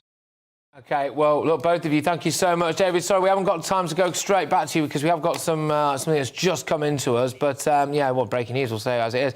Philip Ingram, thank you very much. Security intelligence expert. David Haig, thank you so much yet again. Great to see you. And on a slightly lighter note to what we've been talking about, can I compliment you again on having the same potted plants as I do in my flat? So there we go. Thank you, David. All the best. We'll speak soon. We'll speak soon. All right, so moving on. Now, yes, Westminster Magistrates Court has formally issued an order to extradite WikiLeaks founder Julian Assange to the US to face espionage charges. Indeed. So, allegations which he has denied. So, we thought that you'd want to hear about this breaking story. I think we all do, don't we? So, let's talk now to our Home and Security Editor, Mark White, who joins us. Mark, what's going on? Well, if this feels like a never-ending saga for our viewers and listeners, that's because it is. It's been dragging on since 2010, when Julian Assange was first arrested in connection with, at that time, it was an appeal by the Swedish government to get him extradited to Sweden on sexual offences charges. He said it was a pretext to get him to the US over WikiLeaks, the company that he founded, leaking hundreds of thousands of diplomatic cables. Since then, of course, the US have launched a formal effort to try to get him to the US under charges. He's been fighting it ever since. Our viewers and listeners, I'm sure, will remember the, again, protracted saga when he decided, after a few years of appealing and counter-appealing in the courts in the UK to those efforts to get him extradited, he took refuge in the Ecuadorian embassy in central London and was in there for years. The Ecuadorians eventually allowed the Metropolitan Police in to their diplomatic premises to get him out. And for the last 3 years, well, he's been in Belmarsh prison to ensure that he can't go running off again while this this whole process is effectively being repeated, the process that began before he headed to the Ecuadorian embassy. And it's culminated. I say culminated, it hasn't. You know, it's going to still drag on. But it has today resulted in a district judge at Westminster Magistrates Court granting that extradition order to the United States. Now, as I say, it's still not over because he can appeal. It goes to the Home Secretary, Priti Patel, now to formally grant the extradition, at which stage you would expect him to be transferred to the US. But he can still appeal, make representations to Priti Patel before she makes that decision. And his legal team could even go to the High Court again. So, as I say, if I sound exasperated, I am. I've been covering this story for 12 years now. There's no end really in sight for a wee while yet, let's say. Wow. Yes, and I remember those images of him being dragged out of that Ecuadorian embassy. What's his future then? You know, say he does get extradited. What will he expect when he arrives in the UK? Remind us what kinds of charges he's facing. Yeah, well, he's facing charges of espionage, that he conspired with others to hack into US military databases with a view to leaking these diplomatic cables, hundreds of thousands of them, cables into the conduct of Western troops, in particular US troops in Afghanistan during the war there and in Iraq afterwards. Now, in theory, those charges could have a maximum prison term of 175 years. However, the Americans have indicated that probably the offence is likely to bring a sentence of around 6 or 7 years, and that they might not be, or they may be open to him serving that sentence in Australia. So the thing is, this could have been over and done with many, many years ago for Julian Assange had he complied with the original extradition order. He, of course, says that the United States, it's all, you know, all they're trying to do is to curtail his freedom of expression, to cover up and to curtail freedom of the press, because his supporters say he's a journalist. He absolutely is not a journalist. He's never been a journalist. He's a political activist who founded this group, WikiLeaks, which was all about exposing whatever they wanted to expose and putting out on the World Wide Web hundreds of thousands of cables, which at the time meant that countries like the US, the UK and others were scrambling to get all their intelligence assets out of countries because they were named in these documents. Good stuff, Mark. Thank you very much. Mark White there, our Home and Security Editor. It feels like it's been ages since I've seen you, Mark, actually, so it's nice. It's good to be back. I had a little sojourn in Turkey, but back with you now. Hey, good stuff. All right, you must have sat in the shade a lot. Right, so why is... moving on, sorry, Mark. Why is the Chinese... OK, serious enough stuff now. Why is the Chinese communist oppression out of the headlines? We'll be joined by an expert guest to get just the latest info on that. Stay tuned. Sorry, Mark.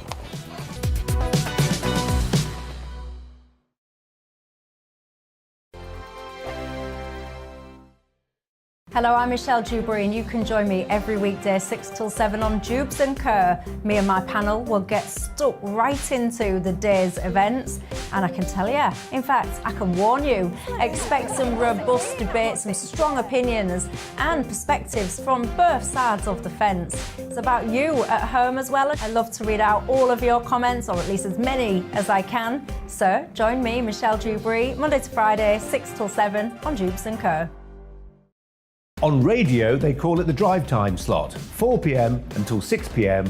as listeners head home. It's that part of the schedule when the dust of the day's events begin to clarify, and we try to make sense of it for you. Brazier is drive time for radio and TV. It's fast, it's punchy, it's opinionated, there's a Brazier angle and a little bit of levity. That's the question. That's two questions, actually. That's Brazier, Monday to Thursday, 4 till 6 on GB News.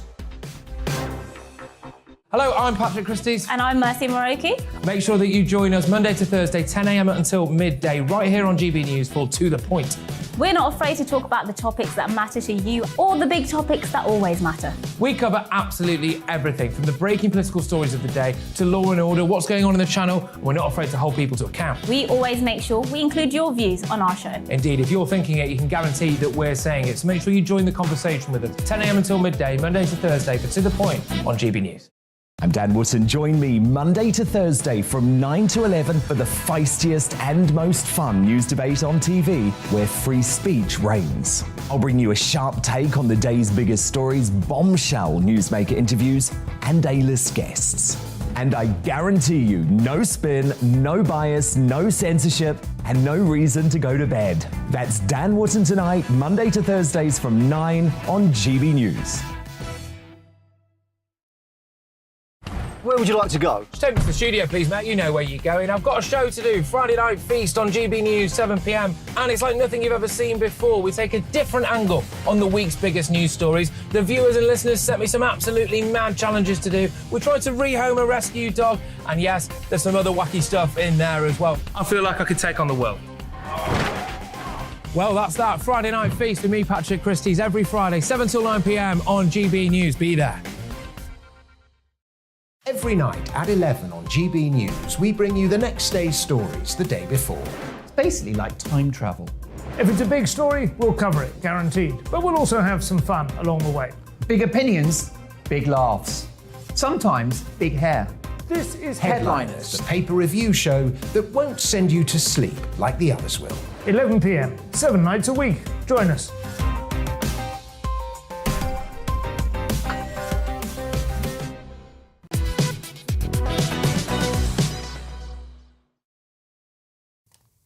Good morning, it's 11:26 and this is To The Point with me, Mercy Moroki, and Patrick Christys on GB News, live on your TV, online and radio. Right, well, some of you may remember a wee pub in Scotland that's naming proved controversial to many people, of course. The Black Bitch in Linlithgow, or somewhere like that, became the subject of both fierce criticism and then defence around 5 months ago when pub chain Green King announced plans to change its name. Yes, well, Terry got in touch with us and said, could you please give us an update on the name of the Scottish pub, the Black Bitch? Has the name been changed? If so, what do the locals think? Well, ask and you shall receive, Terry. We're now joined by Alistair Roll, chairman of the Action Committee to retain the Black Bitch name. Alistair, give us an update, please. Good morning, Patrick and Mercy, and thank you for giving us a platform to talk to you guys, and thank the listeners for listening to our campaign, which is more than Green King management are doing at the moment.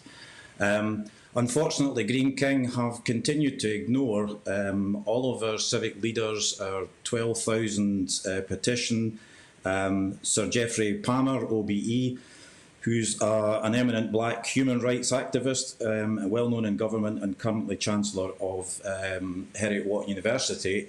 They've all given Green King advice about, it's a story about a dog. It's a historic story that goes back 700 years.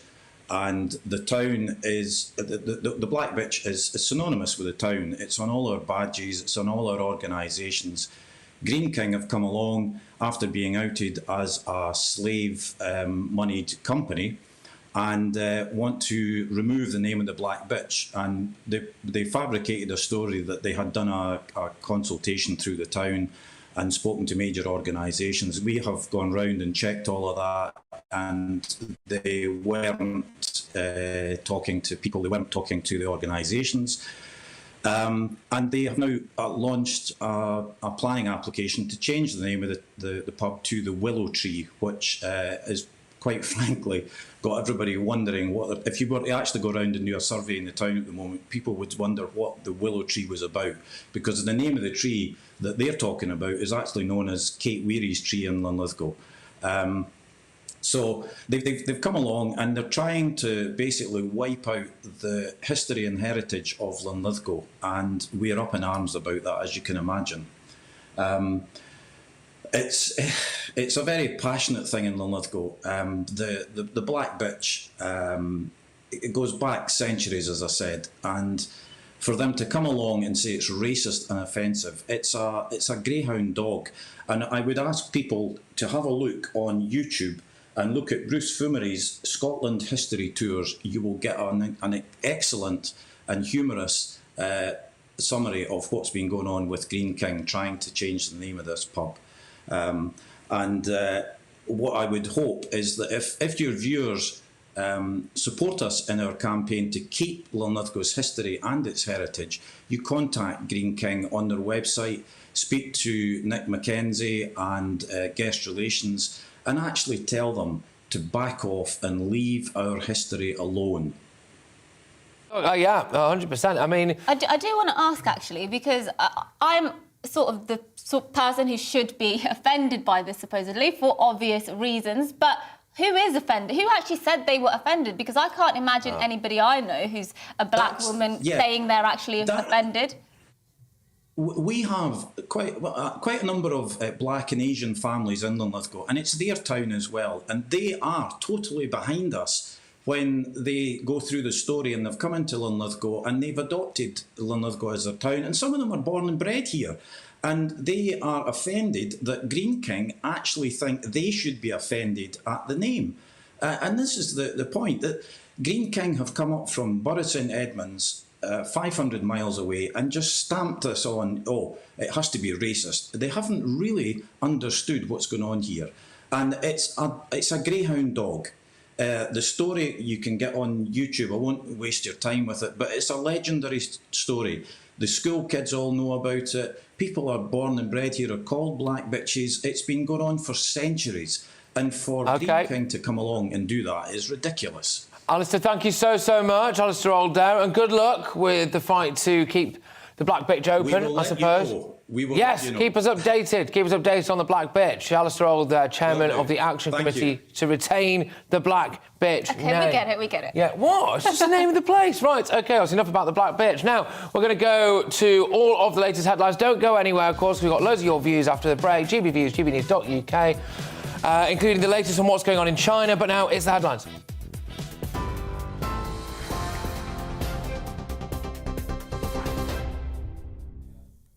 Good morning, it's 11:32. I'm Rosie Wright, here to keep you up to date. In the last half hour, WikiLeaks founder Julian Assange has been formally issued with an extradition order to the US by Westminster Magistrates Court. The 50-year-old is wanted in America over an alleged conspiracy to obtain and disclose national defence information. He's always denied the allegations. After just a 7-minute hearing, the case will now be sent to the Home Secretary Priti Patel to decide whether it should be approved. More than 5 million people have fled Ukraine since Russia launched its attack on Ukraine. That's according to the UN Refugee Agency. Meanwhile, Russia's issued another deadline for Ukrainian and foreign fighters to surrender in the besieged city of Mariupol. Ukrainian commanders have vowed not to give up the final stronghold in the city.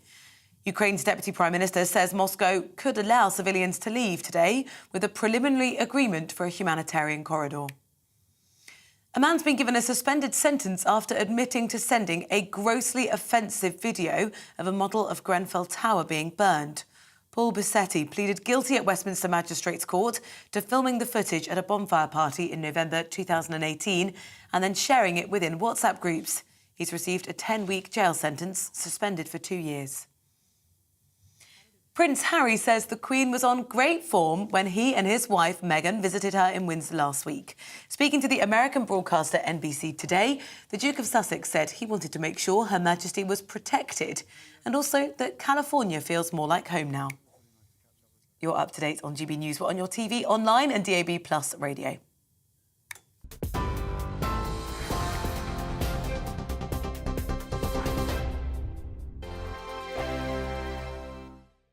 Hello, I'm Michelle Dewberry and you can join me every weekday 6 till 7 on Jubes and Kerr. Me and my panel will get stuck right into the day's events and I can tell you, in fact, I can warn you, expect some robust debate, some strong opinions and perspectives from both sides of the fence. It's about you at home as well. I love to read out all of your comments, or at least as many as I can. So join me, Michelle Dewberry, Monday to Friday, 6 till 7 on Jubes and Kerr. On radio, they call it the drive time slot, 4 p.m. until 6 p.m. as listeners head home. It's that part of the schedule when the dust of the day's events begin to clarify, and we try to make sense of it for you. Brazier is drive time for radio and TV. It's fast, it's punchy, it's opinionated, there's a Brazier angle and a little bit of levity. That's the question. That's two questions, actually. That's Brazier, Monday to Thursday, 4 till 6 on GB News. Hello, I'm Patrick Christys. And I'm Mercy Moroki. Make sure that you join us Monday to Thursday, 10 a.m. until midday, right here on GB News for To The Point. We're not afraid to talk about the topics that matter to you or the big topics that always matter. We cover absolutely everything, from the breaking political stories of the day to law and order, what's going on in the channel. We're not afraid to hold people to account. We always make sure we include your views on our show. Indeed, if you're thinking it, you can guarantee that we're saying it. So make sure you join the conversation with us, 10 a.m. until midday, Monday to Thursday, for To The Point on GB News. I'm Dan Wootton. Join me Monday to Thursday from 9 to 11 for the feistiest and most fun news debate on TV, where free speech reigns. I'll bring you a sharp take on the day's biggest stories, bombshell newsmaker interviews, and A-list guests. And I guarantee you, no spin, no bias, no censorship, and no reason to go to bed. That's Dan Wootton tonight, Monday to Thursdays from 9 on GB News.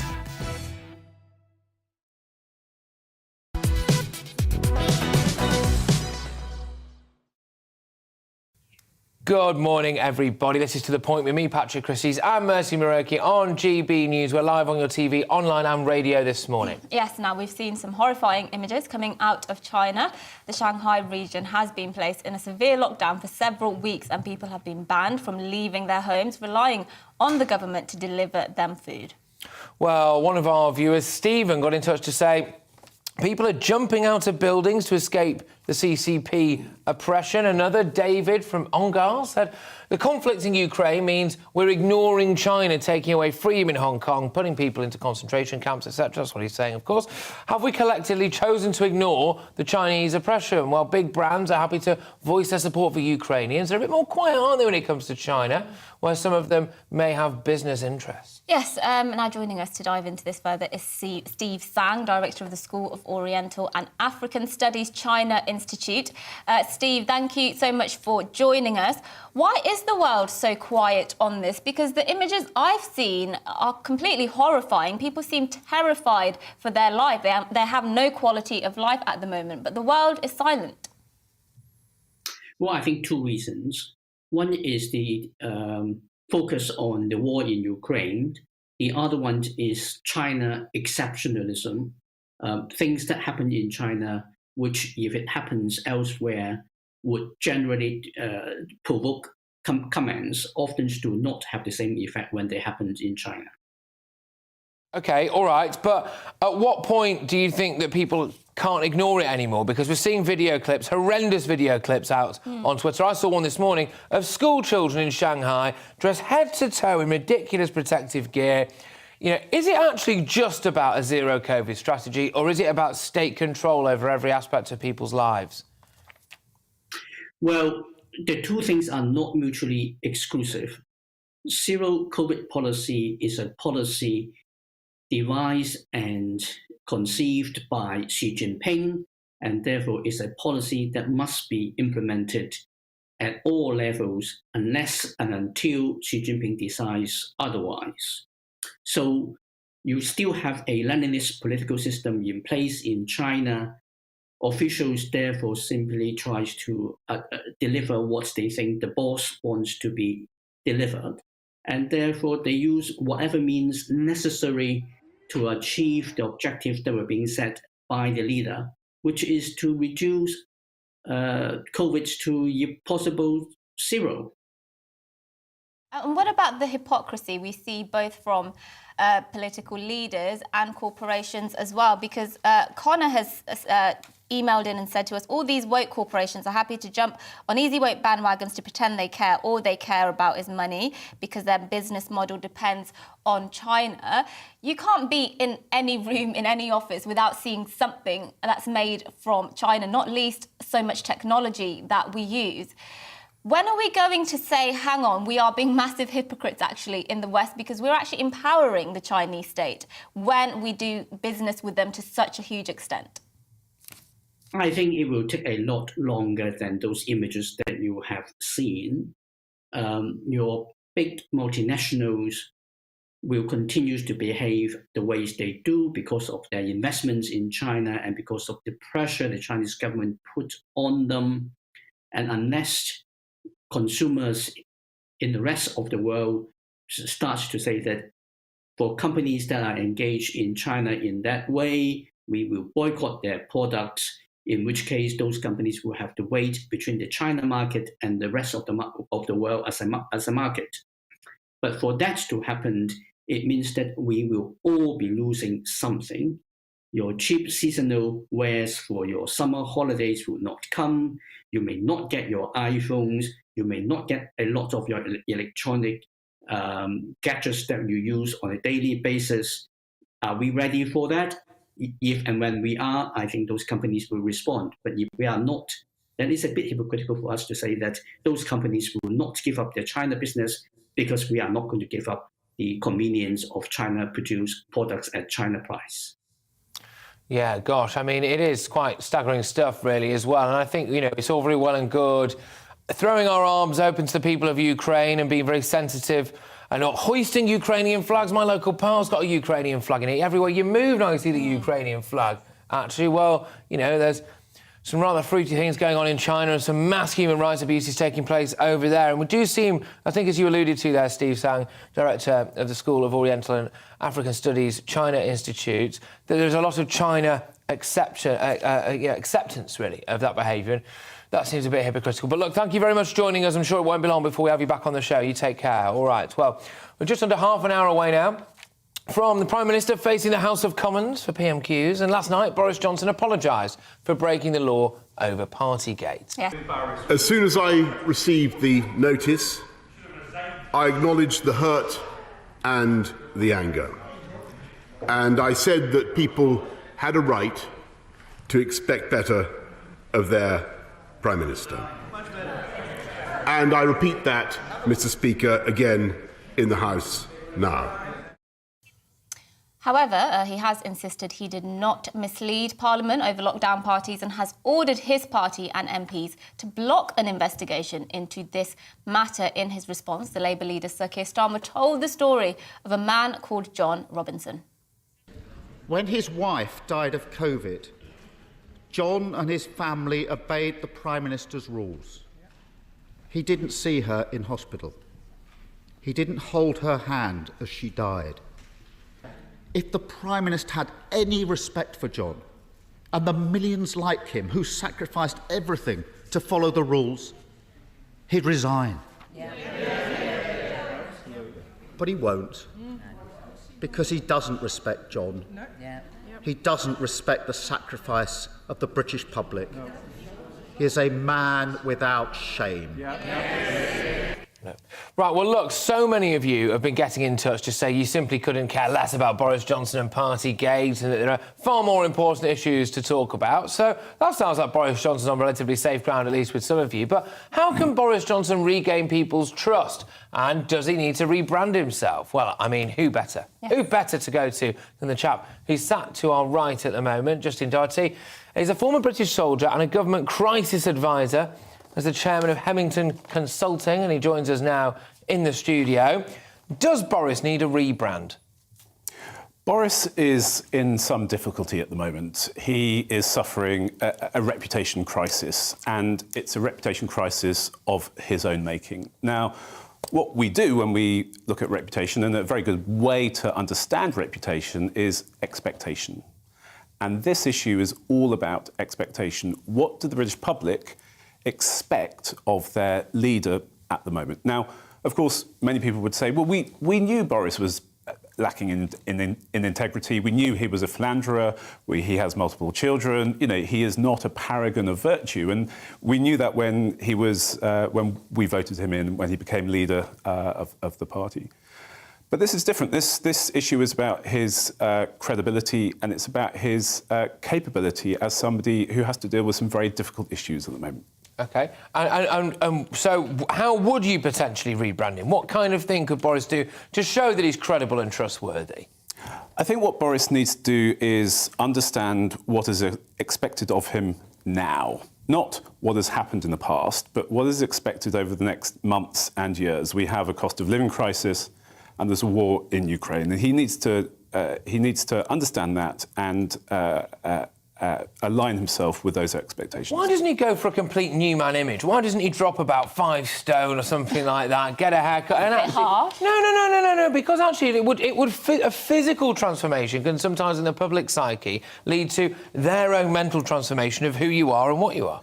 I don't think people will be fooled by that. I think what he could do is make good on his apology. He issued a rare apology yesterday in the House. And of course, those of us with small children that apologise for various misdemeanours and then go on to do the same thing again and again, understand that apologies can be meaningless unless they're backed up by action.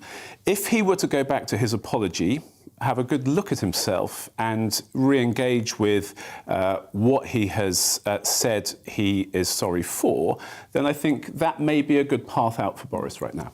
Something one of his MPs, one of his backbenchers, Steve Baker, said yesterday in Parliament is, yes, he thinks the public should accept the Prime Minister's apology, but actually he wants to see redemption, I think he said, or something like that. And he wanted Boris to say this will never happen again. Something tells me he meant both Boris rule-breaking and lockdown restrictions. Is there anything Boris could say at this point in relation to COVID restrictions to show he really means what he's saying now?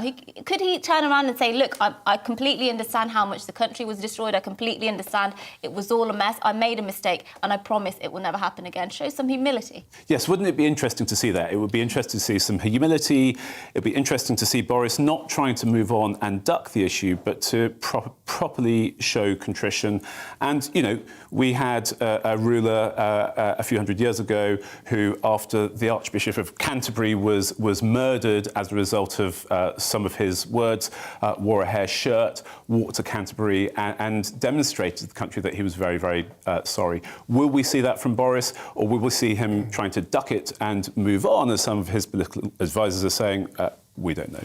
Oh, well, there you go. Well, look, hey, thank you very much. And maybe Boris Johnson was listening. I imagine there's quite a few people... You could do well to emulate your dress sense and your style, I think. He is a bit scruffy, isn't he, Boris? Yeah. Well, I don't know. I've been accused of that in the past, you see. So I can, maybe perhaps there's a few similarities between me and Boris Johnson. Who would have thought it? But anyway, look, thank you very much for Thanks, Mercy. for being in the studio. Great to have you on the show. You could play a young Boris Johnson in a political drama. The Bullingdon Club years. Do you think? I don't think your hair's blonde enough, though. No, it's not. That's what hair dye's for. But or bleach. I could go and kick the backside out of a restaurant for the sake of emulating Boris Johnson. Yeah. I'm sure I wouldn't struggle. Who would I play? Diane Abbott? I wouldn't go that far. Okay. No, I wouldn't go that far. Although you would have a park named after you if you did that these days. So anyway, gbviews@gbnews.uk. Thank you very much for everyone who's been getting in touch. Thank you to Mr. Doherty, who was sitting next to us throughout all that, advising us. Anyway, that's it from us here, apart from the views that we're now going to go to in our And we should inbox. tell you the results of that poll that we ran earlier. So whilst Patrick is getting the views, I'll get up the poll. OK, all right. So Tom's been in touch. Thank you very much, Tom. What about the video of Starmer at his office and Sturgeon at the hairdressers? It's all so petty, a waste of police resources. Apparently that's what his view. There's a lot about this going around. Boris was pummeled by Whitty and Vallance to take the lockdown pressures. Yes, gosh, that evokes some strong imagery there of Chris Whitty in his spare time. A great quote here saying that Boris Johnson is...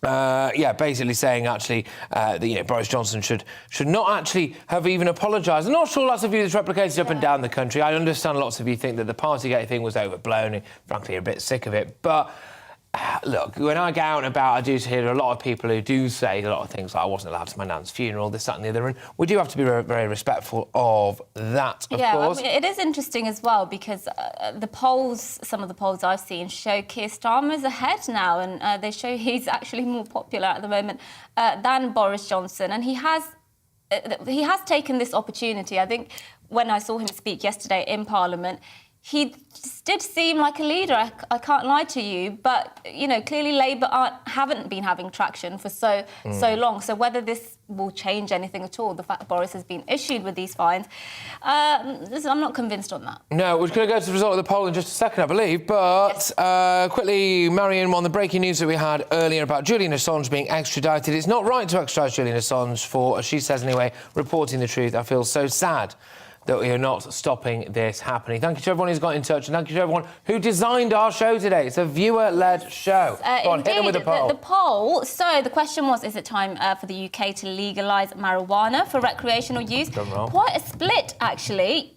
47% of you said yes, and 53% said no. So it looks like the majority of people agree with me. It's not quite referendum territory, is it, people? But we're getting there. Thank you very much, everybody. GBViews, gbnews.uk, everyone who designed our show, like I've said. But there's no need for you to go anywhere, because right now she's just sashayed her way into the studio. It's a big day. It's PMQ Day, and it's briefing with Gloria De Piero. Hello, I'm Luke Meyer with your forecast, and we've got plenty of fine and sunny weather to come over the next few days, and for this time of year still fairly warm as well. Now, the reason for that is we've got high pressure centred just over Scandinavia, but it's still close enough to the UK, keeping these weather fronts out in the Atlantic at bay. And there's very little wind across the chart at the moment as well, with those isobars spread out, so lots of fine and settled weather. So through the rest of Wednesday, as you can see, a lot of sunshine to come for most of us. There will be some fair weather cloud bubbling up across parts of England and Wales through the day. That may just spark 1 or 2 showers for South Wales and the southwest, but for most of us, it's set fair through the day. And temperatures could reach 20 degrees today. That's 68 Fahrenheit. Now, we will see a little bit more cloud filtering in across the east coast of Scotland. Low and misty cloud here as well, so a fairly grey picture to come here. But otherwise, for most of us overnight, it's set fair as well. You can see these weather fronts staying well out towards the west. So for some of us, a little bit of mist and fog forming overnight. A